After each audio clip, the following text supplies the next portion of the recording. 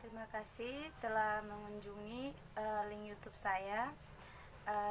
Assalamualaikum warahmatullahi wabarakatuh. Selamat siang dan salam sejahtera untuk kita semua. Terlebih dahulu saya akan memperkenalkan identitas saya. Nama saya Darsian CM, mahasiswi Universitas Patimura Ambon, Fakultas Keguruan dan Ilmu Pendidikan, Program Studi Pendidikan Guru Sekolah Dasar. Di sini saya akan menyimpulkan salah satu mata kuliah saya pada semester ini, yaitu mata kuliah Pendidikan Seni dan Keterampilan. Baik, pengertian seni. Pengertian seni yaitu suatu proses yang sengaja mengatur unsur-unsur dalam suatu cara yang menarik indera atau emosi. Ini mencangkup kegiatan manusia, ciptaan dan ekspresi, termasuk di dalamnya tarian, musik, film, sastra, patung dan lukisan. Selanjutnya, fungsi seni. Ada beberapa fungsi seni, yang dimana yang pertama, seni sebagai sarana kesenangan dan hiburan. Kedua, seni sebagai pernyataan jati diri. Kemudian yang ketiga, seni sebagai alat penyembuhan atau terapi. Dan yang keempat, seni sebagai pemulihan ketertiban. Yang kelima, seni sebagai sesuatu yang mengandung kekuatan magis. Jadi seni sebagai kesenangan dan hiburan bisa kita lihat dalam aktivitas kita sehari-hari.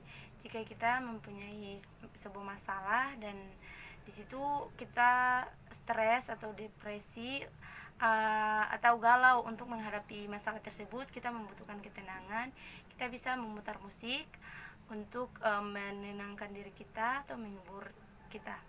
Nah, di sini seni berfungsi sebagai sarana kesenangan dan hiburan. Kemudian seni sebagai pernyataan jati diri bisa kita lihat juga, misalnya di buku-buku atau novel. Di situ kadang kita bisa melihat perjalanan hidup seseorang atau perjalanan hidup penulis yang sengaja ditulis di dalam sebuah novel. Nah, disitulah fungsi seni sebagai sarana pernyataan jati diri. Selanjutnya yaitu tujuan pembelajaran seni. Tujuan pembelajaran seni ada dua. Yang pertama, seni sebagai penunjang kebudayaan. Seni sebagai penunjang kebudayaan ini dapat kita lihat suatu bangsa bisa dilihat dari kebudayaan atau budaya yang tercermin dari karya atau kesenian dari bangsa tersebut. Kemudian seni sebagai penunjang perkembangan peserta didik. Peserta didik sebagai pusat yang seharusnya diperhatikan oleh guru dalam proses belajar mengajar untuk meningkatkan atau mengembangkan potensi yang ada pada peserta didik tersebut. Nah, di situ seni berfungsi sebagai penunjang perkembangan peserta didik. Kemudian dalam pembelajaran seni ada empat bidang materi utama, yaitu yang pertama seni rupa, kedua seni tari, ketiga seni drama, dan keempat seni musik. Kurikulum pendidikan seni di Indonesia. Kurikulum yaitu satu jangka waktu yang harus ditempuh oleh peserta didik untuk memperoleh ijazah. Pengertian seni rupa. Seni rupa terbagi menjadi dua, yaitu seni rupa tekstil dan seni rupa grafis. Namun kedua seni rupa tersebut berfungsi untuk memenuhi kebutuhan manusia. Kemudian kurikulum pendidikan seni di Indonesia setelah kemerdekaan.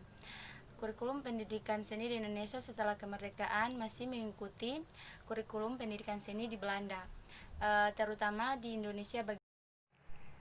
Selanjutnya, masa-masa kelas rendah sekolah dasar.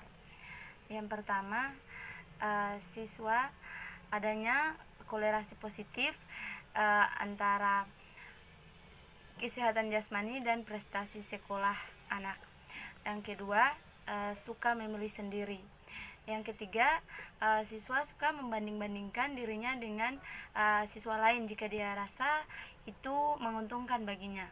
Yang keempat, tidak suka dengan sebuah persoalan bila dirasanya dia tidak bisa menyelesaikan persoalan tersebut, maka dia rasa persoalan tersebut tidak penting baginya. Masa-masa kelas tinggi sekolah dasar, yang pertama amat realistik, ingin belajar dan ingin tahu. Yang kedua, sudah ada minat terhadap mata pelajaran khusus. Yang ketiga, memandang nilai rapot sebagai ukuran dari prestasi sekolah. Dan yang terakhir, suka membentuk kelompok sebaya. Suka bekerja dengan tangan.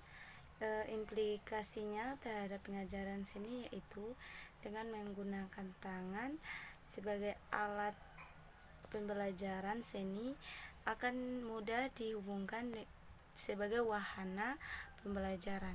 Selanjutnya, karakteristik pembelajaran siswa SD kelas 3 dan 4 yaitu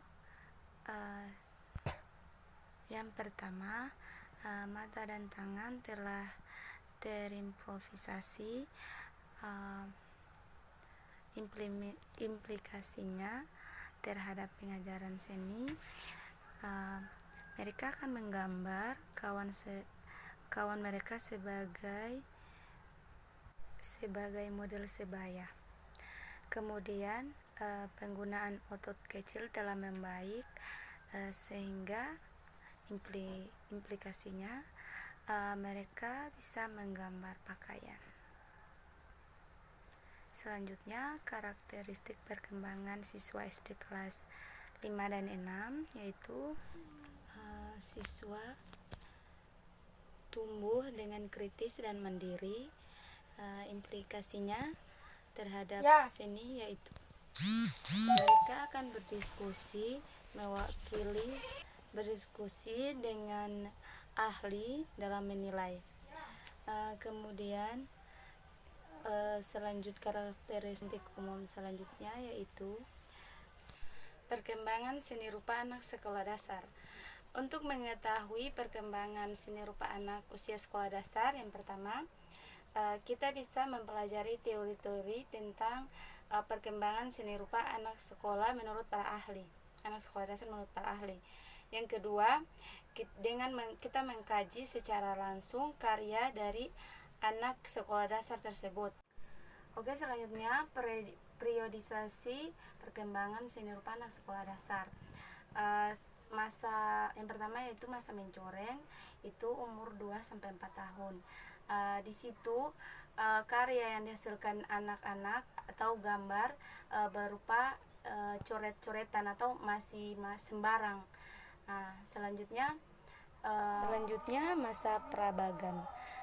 Di masa ini karya atau gambar yang dihasilkan oleh siswa tersebut berupa kaki dan kepala. Selanjutnya masa bagan.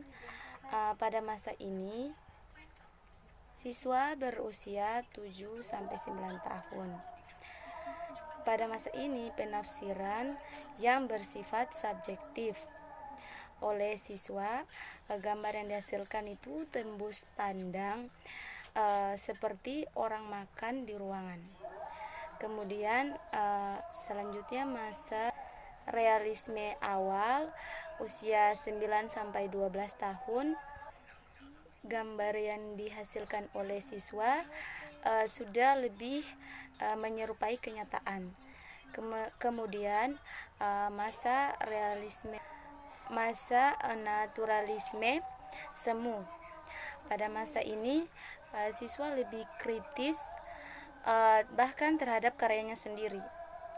Kemudian yang terakhir, masa penentu, usia 14-17 tahun. Pada masa ini siswa sudah menyadari kemampuan dan kekurangan dirinya sendiri.